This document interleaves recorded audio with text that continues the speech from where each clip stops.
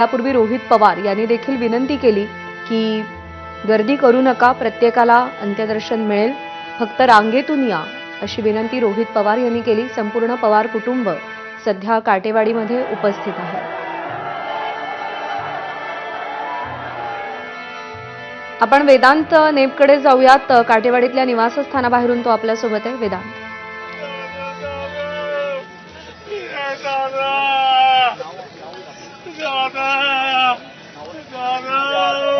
अजितदादांचं जसं पार्थिव आतमध्ये आलं अंत्यदर्शनासाठी आता प्रकारे बघतोय या काठेवाडीच्या निवासस्थानी आतमध्ये जसं या सगळ्या कार्यकर्त्यांना घेतलं, या सगळ्या अजितदादांचं जसं पार्थिव आतमध्ये आलं अंत्यदर्शनासाठी आता ठेवण्यात आलेलं आहे आणि पूर्ण आपण रांग बघतोय।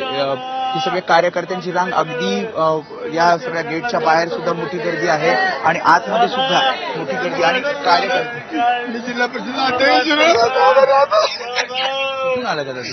आम्ही शिवनेरी किल्ल्यावरून आलो। आम्ही जुन्नर तालुका दादा मला जिल्हा परिषद अध्यक्ष केला। गरीबाला दादाने न्याय दिला। दादा सारखा माणूस परत जन्माला येणार नाही।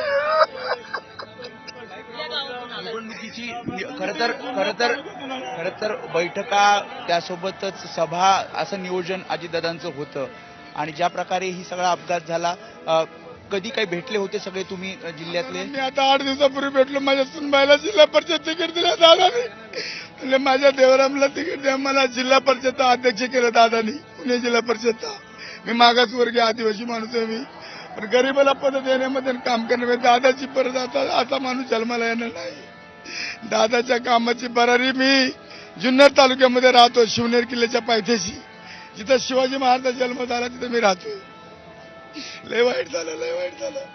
त्यामुळे प्रत्येक कार्यकर्त्याच्या आपण ह्या भावना बघतोय, कारण जसं आपण आधी सुद्धा सांगितलं की अगदी छोट्यातल्या छोट्या कार्यकर्त्याला पदं त्यांनी दिली, त्या कार्यकर्त्याला मोठं केलं, त्याला जबाबदाऱ्या दिल्या आणि कर्तव्यदक्ष तेवढे शिस्तबद्ध वेळेचं पालन करणारे अजित पवार होते आणि त्यामुळे काही प्रतिक्रिया आपण सकाळी काठेवाडीतील ग्रामस्थांच्या घेतल्या। काही जण इथे आहेत। कुठून आले दादा तुम्ही? काटेवाडी। काठेवाडी। हो, अगदी लहानपणापासून बघितले तुम्ही? लहानपणापासून आम्हाला ओळखत होतं। आमच्या इलेक्शनच्या जबाबदाऱ्या टाकायचे। अजित, हो, नेहमी। तुम्हाला मोठा सहवास लाभला? हो हो। मी कधी कळलं तुम्हाला हे काय झालं? हे काल सकाळी 8, 8:30, 9 वाजायच्या टायमाला कळलं। मोठे पवार साहेब होते, त्याच्यानंतर अजित पवार, म्हणजे पवार साहेब तर त्यांच्या खांद्याला खांदा लावून अजित पवार काम करायचे आणि आता अजितदादा नाहीयेत। पवार साहेब आम्हाला पवार साहेबच स्वतः ओळखत होता आधी। अच्छा। हो, पहिल्यांदा मुख्यमंत्री झाल्यापासून आम्हाला ओळखत होतं दादा साहेब। कसं कनेक्ट होतं तुमचं ग्रामस्थांचं आणि पवार फॅमिलीचं कसं कनेक्ट आहे? सगळ्याचं कनेक्शन जवळूनच होतं। जवळ म्हणजे समजच वार्डातच आम्ही असायचो ना। तुम्ही पण काटेवाडी? काटेवाडीच। किती मोठा धक्का आहे या सगळ्या काटेवाडीला, कारण पवार कुटुंबियांशी तुम्ही इतक्या जवळ आहात सगळे ग्रामस्थ। मोठा धक्का आहे, म्हणजे कधीही कधीच भरून निघणार ना। आतापर्यंत दादांच्या आणि आमच्या पण पिढीला भरून निघणारा धक्का ही सोसणार नाही कोणालाच। एवढा मोठा धक्का झाला की असा धक्का व्हायला नको होता, तो झाला।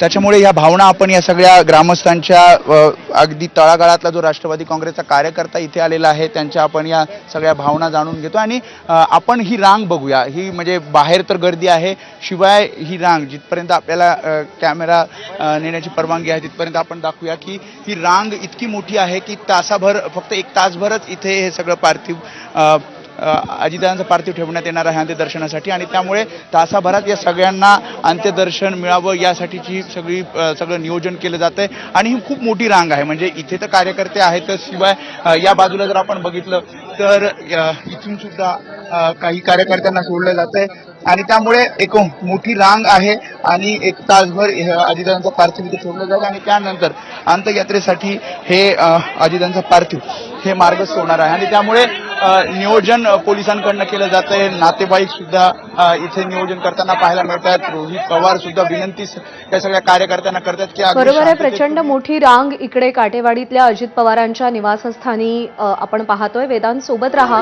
ही 4 दृश्य आपण पाहतोय। काही वेळापूर्वी अजित पवारांचं पार्थिव काटेवाडीतल्या त्यांच्या निवासस्थानी दाखल झालं। तिथे 1 तासाभरासाठी ते अंत्यदर्शनासाठी ठेवलं जाईल।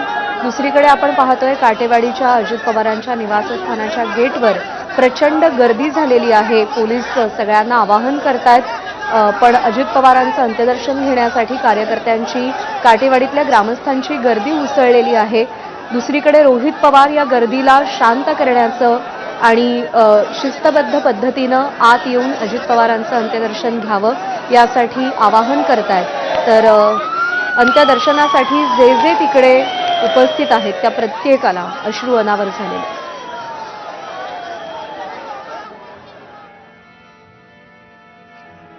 आहेत. खरं तर काही